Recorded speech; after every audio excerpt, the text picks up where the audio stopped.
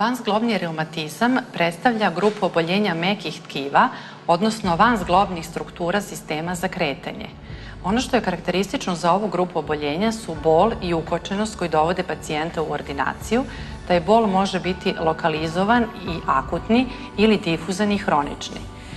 Ponekad se vanzglobni reumatizam može javiti kao pratilac drugih reumatoloških oboljenja i to je veoma često, kao pratilac degenerativnih reumatskih oboljenja, zapaljenskih ili metaboličkih, ali ponekad se može javiti samostalno i izolovano.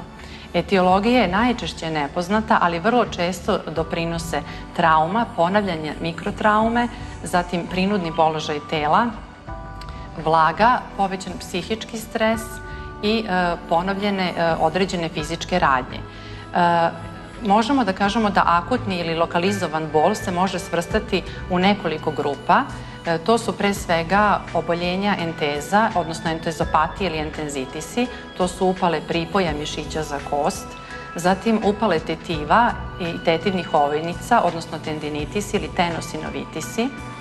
Zatim se javljaju upale sluznih kesa i burzi i njihova oboljenja, to su burzitisi. Zatim oboljenja fascija, fascitisi, najčešće plantarne fascije, i oboljenja potkožnog masnog tkiva i vezinog tkiva, celulitisi. Pored toga, postoji difuzni vanzglobni reumatizam koji je hroničnog karaktera i poznat kao fibromijalgija. Kod akutnog vanzglobnog reumatizma, ali i hroničnog, mora da se navede da, iako postoji objektivno jak bol, zapravo suštinski neće doći do značajnog oštećenja zgloba i to je bitno da se objasni i pacijentu, a i porodici, da bi se verovalo u uspeh izlečenja. Kod akutnog i lokalnog vanzglobnog reumatizma u terapiji se veoma često koriste lekovi koji se daju lokalno ili infiltracije kortikosteroidne ili lokalna primjena nesteroidnih antiinflamatornih lekova, ali najbolje je primjena fizikalnih agenasa, primeniti u smislu analgetskih procedura, laser terapije, elektroprocedura, TENS, galvanska struja, dijadinamične struje, zatim ultrazvučno unošenje lekova, odnosno sonoforeza.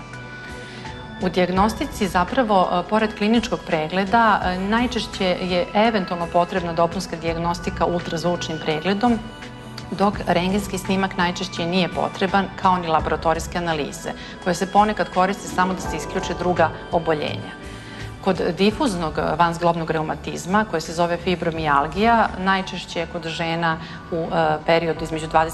i 45. godine života i karakteristično je bolno prisustvo 11 od 18 karakterističnih bolnih tačaka. U lečenju se dakle koriste lekovi, farmakološke supstance, oralno i lokalno, odnosno ponekad parenteralno, i fizikalne procedure sa analgetskim efektom.